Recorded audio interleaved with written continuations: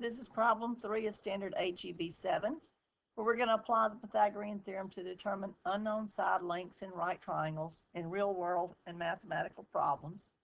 And in this case, we're dealing with two-dimensional figures. See, it's flat on a two-dimensional plane. Problem 3. The figure below shows a tile shaped like an isosceles triangle. Now, the term isosceles triangle, we need to make sure we remember what that means. If you have an isosceles triangle, that means that two sides of your triangle are the same length. The third side may not be, but two sides are the same length. So in this case, we're given 14 here. This side is the same length as that one. The tile below shows a tile shaped like an isosceles triangle with a base of 14 centimeters and a height of 24. The height of the tile, notice how you've got this. If you move this over, the height of your tile is right here. Draw it up here so you can see. It's not this, it's right there. So this is 24. Okay. This is 14. If we've got this as 14, please notice that we've got a right triangle right here, don't we? In fact, we've got two right triangles that are exactly the same. Okay, so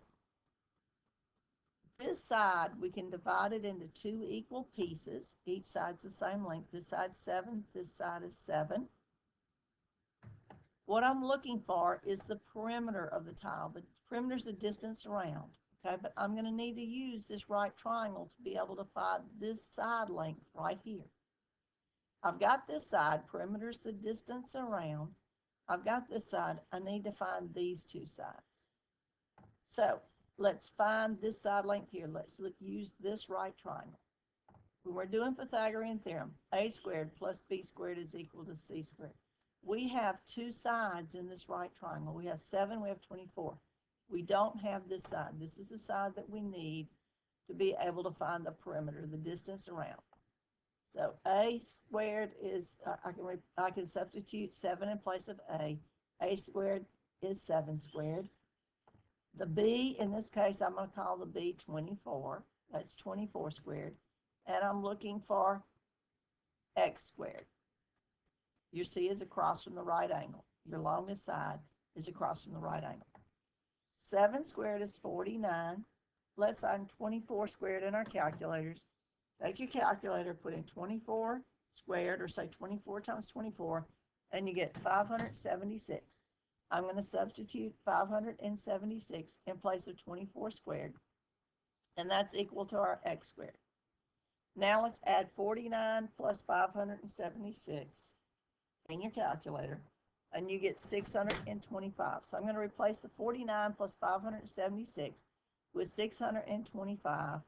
And that is equal to, let's bring this down, x squared. I'm not looking for x squared, I'm looking for x.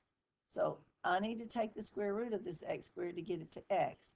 What I do to one side of the equal sign, I have to do to the other side, so I have to take the square root there. X then is equal to, now we need to get the square root of 625 in our calculators.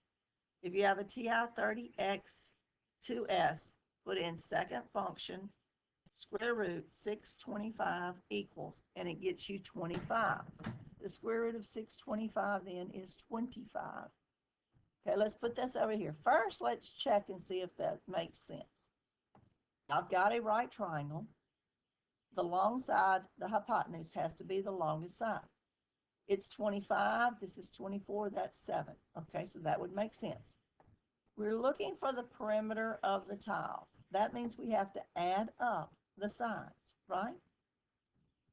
This side is 14, so our perimeter is equal to 14 plus this side, which is 25, plus this side, which is 25. Okay, so let's put that into your calculator, or you can do it on your own. 25 plus 25 is 50, plus 14 is 64. The perimeter of this tile, the distance around it, is 25 plus 14 plus 25, which would give you 64. And you use Pythagorean theorem to find this side length here on this right triangle.